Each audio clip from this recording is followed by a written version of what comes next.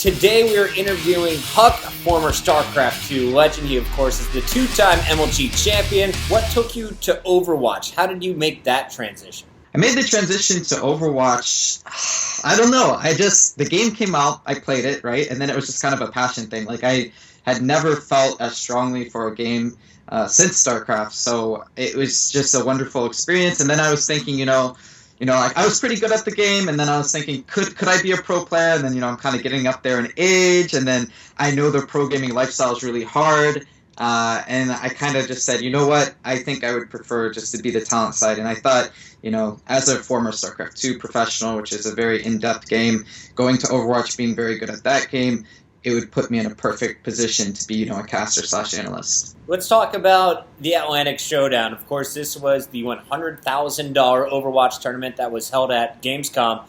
And at the end of the day, we saw Rogue, a team that very few people had coming into the tournament as a top squad, winning the entire event, taking out Cloud9 and Envious along the way. What was the event like for you, and were you surprised to see Rogue in that grand final? Yeah, the event at Gamescom.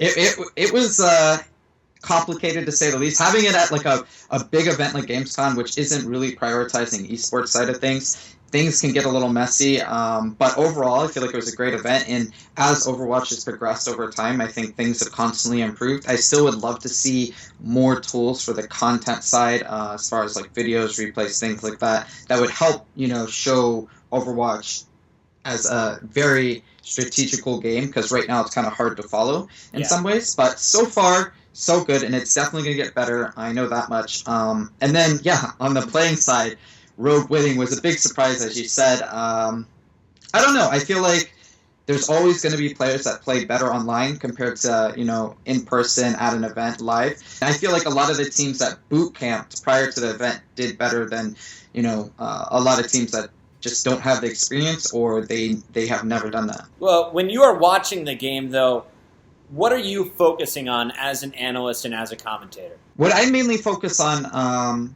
is just the strategical side of things. So that could be anything from hero compositions, anything that's irregular, their positional setup as far as, on defense or offense, the routes they take to get objectives, and then overall what the team is doing when battles commence. So there's a lot of times that teams kind of just let their players play, and there's a lot of times they have like a main shot caller, and you can clearly see that identified in their play, where they all back up at the same time, or they all engage and they just shove, or there's small adjustments like that. So those are the main things I'm focusing on.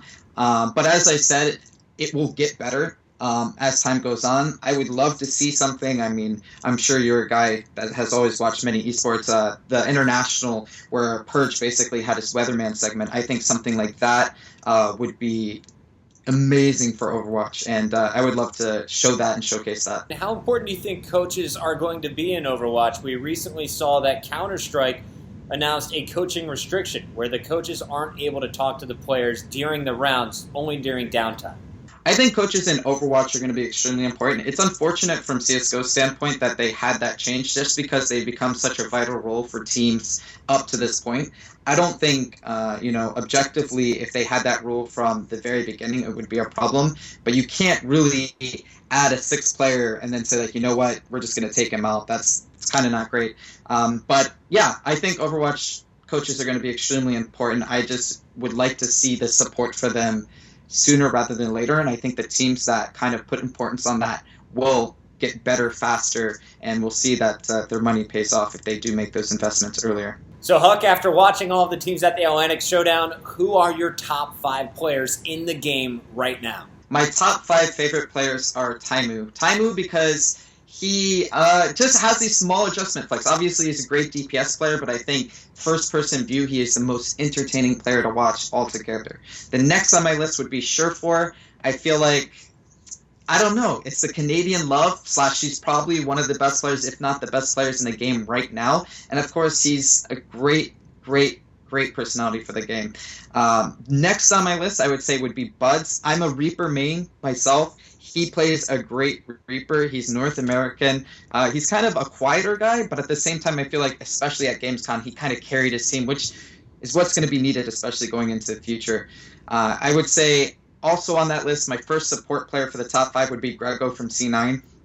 he's a guy that doesn't get a lot of credit, but at the same time, I feel like he plays such an important role on that team. He's always making these small adjustments, these small plays that really sets him apart from other Lucio players right now.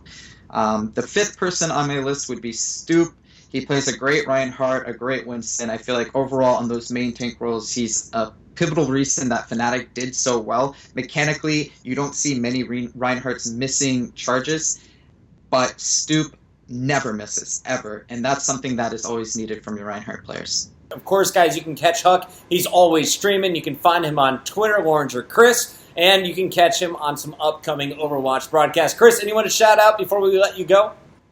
To you, I haven't talked to you in a while, and I know we used to, see each other on a regular basis. And then other than that, I just want to thank Blizzard, Activision, all the tournaments that are involved in Overwatch or StarCraft, MLG, of course. Got much love for you guys, and yeah.